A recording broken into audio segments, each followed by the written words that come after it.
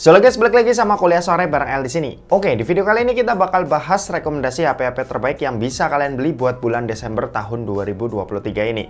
Buat yang belum tahu, konten kayak gini itu bakal ada terus setiap bulan ya, sekaligus memandu kalian buat yang pengen beli smartphone di bulan-bulan tertentu, contohnya kayak di bulan Desember tahun ini. Ya, bulan terakhir di tahun 2023. Oke, langsung aja buat memulai bulan Desember ini, kita mulai dulu nih dari smartphone yang harganya ini ada di bawah 1 juta.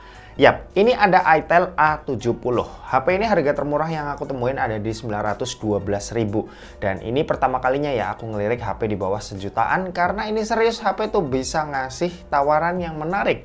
Bentuknya ini keren, nggak kelihatan kayak HP murah. Chipsetnya ini cukup oke, pakai UniSoC T603. Storage-nya lega di 128GB dan layarnya juga besar di 6,6 inci yang punya dynamic bar ala-ala iPhone. Nah, lanjut, kalau buat harga 1 jutaan kecil, rekomendasiku ada 3. Pertama ada Redmi 12C yang masih aku rekomendasiin ya. Harganya ini makin murah. Buat yang 3/32GB ini cuma 1 juta pas aja. 4/64GB 1,1 jutaan dan 4/128GB ini nggak nyampe 1,2 juta. HP ini chipsetnya pakai MediaTek Helio G85 yang buat main game ini udah lumayan enak. Baterainya dia juga udah termasuk gede di 5000 mAh. Terus selain itu layarnya juga gede di 6,71 inci yang gambarnya ini cukup bagus nih buat HP 1 jutaan. Selain Redmi 12C ada juga Itel S23. Yoi, HP ini harganya ada di 1.262.000 aja. Chipsetnya ini lumayan kencang ya, pakai UniSoC T606. Storage-nya lega di 128GB, baterai jumbo di 5000 mAh dan punya layar yang besar di 6,6 inci dengan refresh rate 90Hz. Terus ada Poco M5 varian 4/64GB yang harga termurahnya ini pas aku cari ada di 1.404.000 rupiah. HP ini tuh pakai chipset MediaTek Helio G99. Buat RAM ini ada di 4GB dan internalnya ada di 64GB. Buat baterai ini gede juga di 5000 mAh dengan speed ngecas yang ada di 18 watt dan bikin HP ini menarik ya buat kategori 1 jutaan kecil. Oke, next, buat harga 1 jutaan gede, kandidatnya ini ada 2. Pertama ada Tecnopova Neo 3 yang harganya ini ada di 1.645.000 rupiah. Chipsetnya kencang, pakai MediaTek Helio G85, RAM-nya 8GB, internal lega di 128GB dan yang paling gokil baterainya ini tuh punya kapasitas 7000 mAh yang badak banget. Terus habis itu ada Infinix Note 30. Ini tuh harganya masih di 1 jutaan ya, tapi mepet ke 2 juta. Harga termurah yang aku temuin ada di 1.977.000 rupiah. HP ini pakai chipset MediaTek Helio G99, RAM-nya gede di 8GB dan internalnya juga lega di 256GB. Buat main game ini kencang ya, nonton juga puas karena layarnya lebar. Baterai ini juga gede di 5000 mAh dan ngecasnya juga kencang di 45 watt. Lanjut, kalau buat harga 2 jutaan kecil, rekomendasiku ada 2. Pertama ada Tecnopova 5 yang harga termurahnya ini yang aku temuin ada di 2.016.000 rupiah.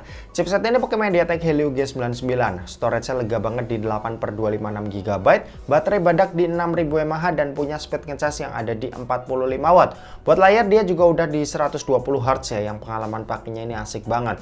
Terus habis itu ada Itel S23 Plus. HP ini tuh harga termurah yang aku temuin ada di 2.179.000 rupiah. Yang menarik, layarnya ini udah melengkung dan panelnya AMOLED yang berasa kayak HP mahal. Chipsetnya sendiri pakai UniSoC T606, storage-nya 8/256GB dan kamera utamanya ini punya resolusi 50 megapiksel. Lanjut, buat harga 2 jutaan gede, rekomendasiku ini ada 4. Ya, ada 4. Pertama ini ada Infinix Note 30 Pro. HP ini harga termurah yang aku temuin ada di 2,5 juta pas. Chipsetnya sendiri pakai MediaTek Helio G99. Storage-nya lega di 8/256GB, baterai gede di 5000 mAh, speed ngecas kencang di 68 watt dan punya kamera beresolusi 108 megapiksel. Terus habis itu ada Tecnopova 5 Pro. Harga HP ini ada di 2.544.000 rupiah. Chipsetnya sendiri ini pakai MediaTek Dimensity 6080. Storage-nya lega di 8/256GB, baterainya di 5000 mAh, speed ngecas 68 watt dan punya kamera beresolusi 50 megapiksel. Habis itu yang ketiga ini ada iQOO Z7X. Harga termurah yang aku temuin ini ada di 2.812.000 rupiah ya di official store-nya. Chipsetnya ini pakai Snapdragon 695, RAM-nya 8GB dan punya storage yang cukup lega di 128GB. Buat layar emang masih pakai IPS, tapi dia tuh udah 120Hz. Sedangkan buat baterai ini badak di 6000 mAh yang ditemenin kecepatan ngecas 80 watt yang udah ngebut banget ya buat HP yang harganya masih di angka 2 jutaan. Terus habis itu yang keempat ini ada Infinix Zero 30. Harga termurah yang aku temuin buat smartphone ini ada di Rp2.856.000. Smartphone ini pakai chipset yang lumayan kencang yaitu MediaTek Helio G99. RAM-nya ini 8GB, internal gede di 256GB, baterai 5000 mAh dan speed ngecasnya juga kencang di 45W. Yang bikin menarik dia tuh punya layar lengkung ya, yang panelnya ini AMOLED dan punya refresh rate di 120Hz. Next, buat harga 3 jutaan, pilihannya ini ada 3. Oke, yang pertama ini ada Infinix GT 10 Pro. HP ini harga termurah yang aku temuin ada di Rp3.135.000. Chipsetnya ini super kencang, pakai MediaTek Dimensity 8050, RAM-nya 8GB, internal 256GB, layar AMOLED 120Hz, baterai 5000 mAh dan punya speed ngecas yang ada di 45W.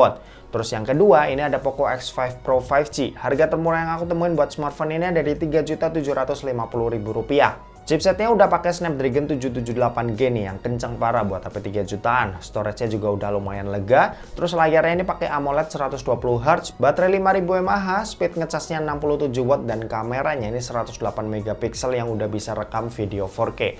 Dan yang terakhir buat harga 3 jutaan ini ada iQOO Z7 yang harga termurahnya ini ada di Rp3.645.000. Chipsetnya ini pakai Snapdragon 782G nih, versi lebih kencang dari 778G. Storage ini lega di 8/128GB, baterai 5000 mAh dan speed ngecasnya ada di 120W yang super duper ngebut. Lanjut buat harga 4 jutaan, rekomendasiku ini ada duo dari Samsung. Oke, yang pertama ini ada Samsung Galaxy A34. HP ini harga termurahnya ada di Rp4.096.000. Ya, hampir ke 3 jutaan ya.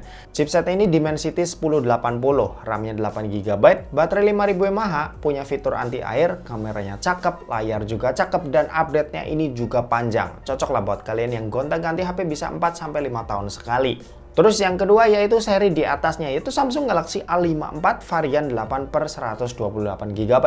Harga termurah yang aku temuin buat smartphone ini ada di Rp4.894.000. Chipsetnya pakai Exynos 1380, RAM-nya 8GB, baterai 5000 mAh, layar Super AMOLED 120Hz yang benar-benar cakep, kameranya juga mantap karena resolusinya ini 50MP dengan sensor flagship Sony IMX766. Oke, next buat harga 5 jutaan, rekomendasiku ini ada 2. Pertama ada Poco F5, Poco F5. Harga termurah yang aku temuin ini ada di 5 juta pas. Speknya sendiri benar-benar keren ya. Chipsetnya pakai Snapdragon 7 Plus Gen 2. Ini chipset baru yang meskipun namanya seri 7, tapi itu dia udah setara seri 8-nya Snapdragon. Untuk RAM-nya dia lega di 8GB dan internalnya ada di 256GB. Buat layar udah AMOLED 120Hz yang bikin betah buat dilihat lama-lama. Dan baterainya juga jumbo di 5000 mAh dengan speed ngecas yang ada di 67W yang lumayan kencang nih buat HP harga segini.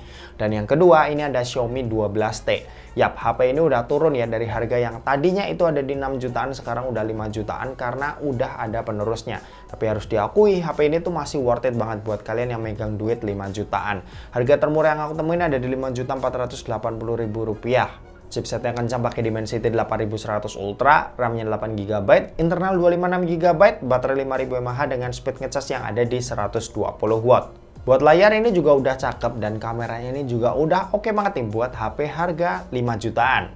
Lanjut buat harga 6 jutaan, kandidatnya ini cuma satu aja dan ini benar-benar worth it ya buat kalian yang pengen beli smartphone 6 jutaan. Yap, Xiaomi 13T, flagship killer dari Xiaomi yang harga termurahnya ini ada di Rp6.192.000. Chipsetnya pakai Dimensity 8200 Ultra, storage-nya lega di 12/256GB, baterainya gede di 5000 mAh dan speed ngecasnya ini juga kencang di 67W.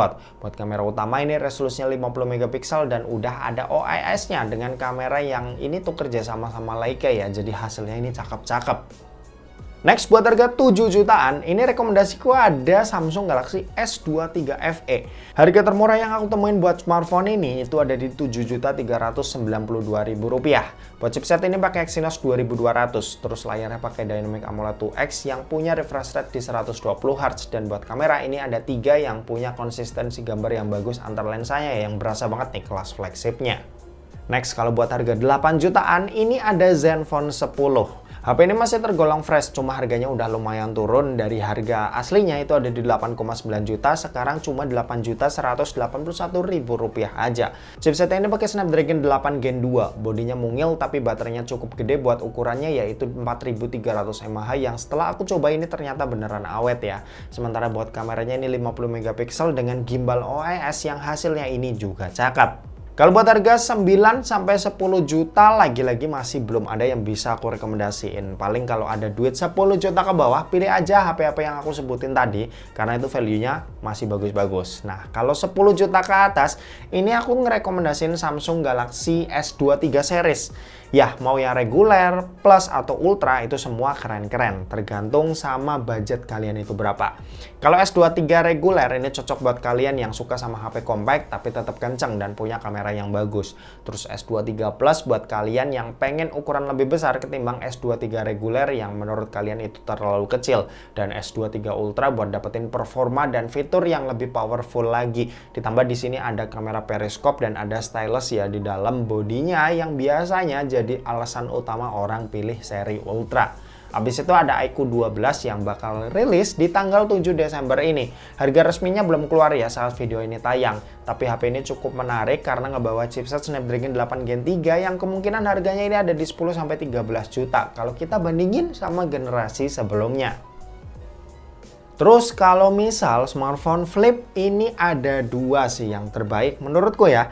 HP flipnya Samsung ya, Flip 5 sama N3 flipnya Oppo. Kalau Flip 5-nya Samsung aku suka karena cover screen-nya ini tuh punya fungsi lebih lengkap. Semua aplikasi bisa kita akses dan lebih bebas juga lah buat kita explore. Kalau Oppo Find N3 flipnya Oppo itu aku juga suka sama garis lipatannya yang minim. Terus rasio cover screen-nya yang lebih normal ya, jadi sesuai sama rasio layar normal pada umumnya. Dan kameranya yang setupnya ini lengkap. Kalau biasanya HP flip itu cuma 2 lensa aja, di Oppo Find N3 Flip ini itu ada 3 dan tambahannya ini bukan lensa ecek-ecek melainkan lensa tele. Kalau buat smartphone fold kayaknya Oppo kali ini tuh lebih unggul dari Samsung. Ya meskipun harganya beda 5 juta lebih mahal, tapi smartphone lipat Oppo ini tuh punya rasio yang lebih normal saat dilipat. Terus punya setup kamera yang mantep banget dan tentunya lebih fresh dari Samsung Galaxy Z Fold 5-nya Samsung. Oke, itu tadi beberapa rekomendasi dari yang paling murah sampai yang paling mahal. Kita balik lagi di awal tahun depan karena ya ini bulan terakhir ya, dan semoga aja beberapa list itu udah ada yang beda. Tapi aku yakin juga sih beberapa list pasti masih bakalan ada yang sama di awal tahun depan. Oke, terima kasih buat yang udah nonton video ini. Jangan lupa buat like, komen, dan share juga ke teman-teman kalian supaya teman-teman kalian mendapatkan informasi yang bermanfaat dari kuliah sore. Oke, terima kasih buat yang udah nonton video ini sampai habis dan sampai jumpa di kuliah selanjutnya. Bye-bye!